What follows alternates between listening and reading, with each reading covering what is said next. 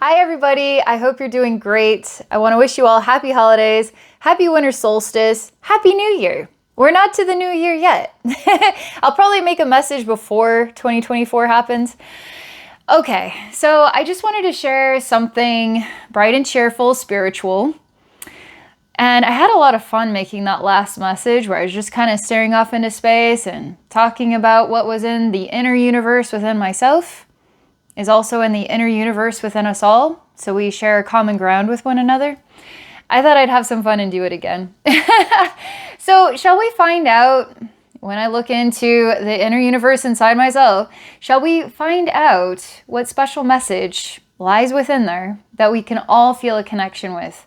So whatever is me is also you, is also all of us, and it's always all about love. All right. Okay, so I'm taking a look right now. I see a man, and the man is actually getting crisper and clearer in my vision. It's not just a smudge. He's an older man. He's wearing a blue turtleneck, and he's wearing some kind of jacket that's plaid. It's got black and red. He's got a scruffy face. He hasn't shaved in a while. He has short, grayish white hair. He's wearing blue jeans. He stands next to a very thin, very elongated kind of pine tree. He has a bucket. I feel like he's caught some fish. Now everything stands still. The man is waiting. Does he see me? Does he see something in his reality that I don't see? Why did he just not do anything else? He just stopped. He's just standing there. It felt like he was moving forward, moving toward perhaps a log cabin.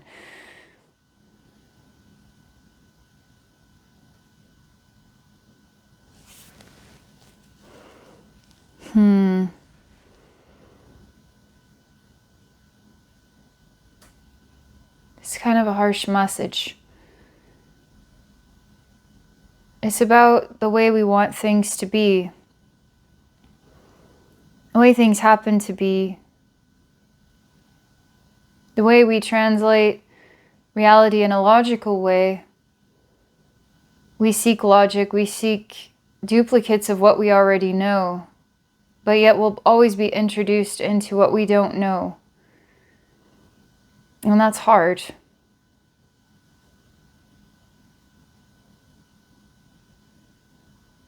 That's the first message. Actually, I feel it in my heart. So when I see this man, parts of what I witness are a conclusion of sorts and a natural sort of rhythm from point A to point B. Well, obviously, he's, some guy who lives in nature. He feels an earthy connection with the fishing. He's must be walking to his log cabin. But who knows? Maybe he stopped in his tracks because he sees an alien.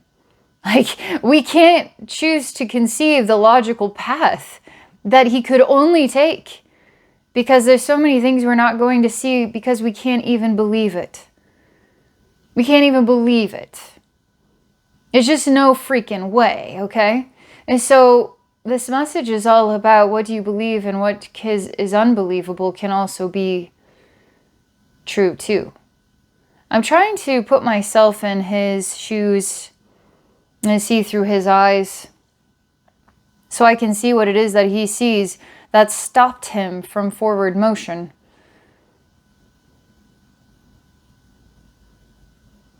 It's his heart, actually. And I want to say that he's having a heart attack. It wasn't necessarily what he saw, but what he wasn't prepared to see yet was death.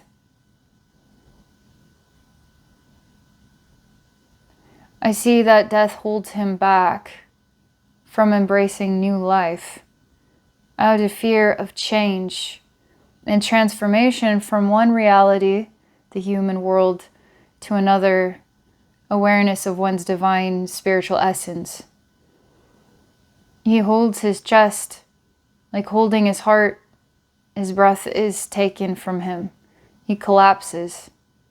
Nobody is there to witness this. There's a weird moment where his eyes are still open and he's looking up at the sky. And in a way, he thinks about how this is the last thing I'm ever going to see. And he finds it to be a blessing that it was the sky was the last thing he saw.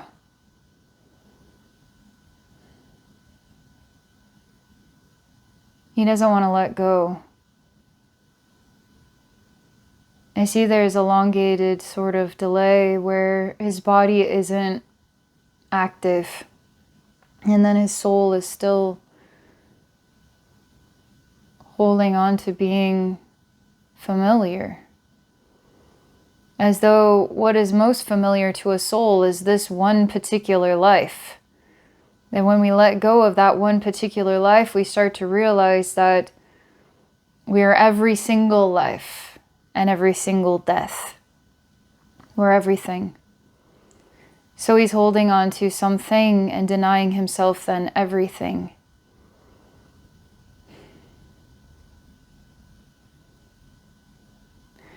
I reach a hand out from the spirit realm and I say, let me introduce you to everything. It's going to be familiar, trust me. It's going to be more familiar than you're allowing yourself to realize yet.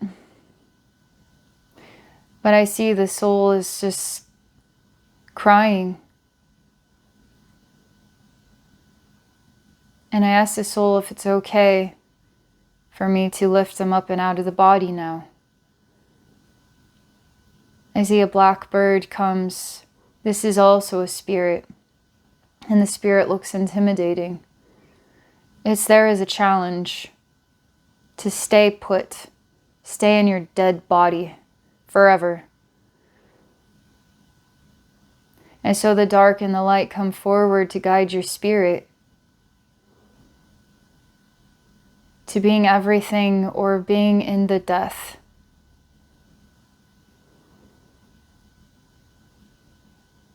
Something from the inside calls to the soul that doesn't want to let go of the body.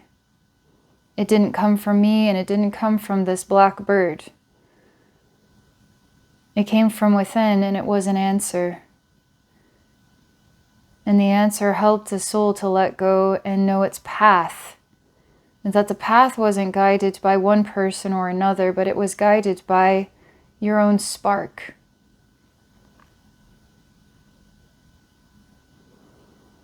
It's interesting because there are hands that will help and there are hands that will influence you to hold yourself back. It's like the anti-helping hands. But in the end, it has to be you that makes the decision. And then that is the divine decision. And it was yours. It was your decision. It was nobody else's. It was yours. You owned it. You had something in your life and it was your choices. It's an interesting message. If you ever feel like you have lack, you should say, well, if I have lack, at least I have my choices. And I have a heck of a lot of those. So I'm quite wealthy with choices. And there you go. You do not have lack, you have your choices. And that's a very special thing to have. It's yours, you own it. I keep emphasizing this to really reflect on your choices and can you take ownership of them? Are they your choices? And the answer is whispered, yes. And now I see that the word enlightenment appears, and enlightenment is everything. It is every single thing. It is age, it is activity, it is fear, it is death, it is expansion, it is memory, it is spark, it is everything. It's not nothing, it's everything. As an enlightened one, you are everything. And that's something you can truly understand from the heart. It's interesting. The heart attack that stops this man in his tracks, a moment of realization, a moment of life and death, and the enlightenment that comes from the heart, from within, your choices, your path. All right, little mini message for us. I'm giving you all a big hug, and I thank you for being a part of this world. It's very, very, very, very, very special. I don't sometimes know the words to express how special it is. Your life, how precious you are, how precious every human being is. The preciousness comes from within. Just to be alive here at this time is powerful. And thank you for choosing life. Thank you for doing your very best. Thank you for following your heart. Thank you for being with me in this life. All right, again, happy holidays. Happy winter solstice. All right, bye for now.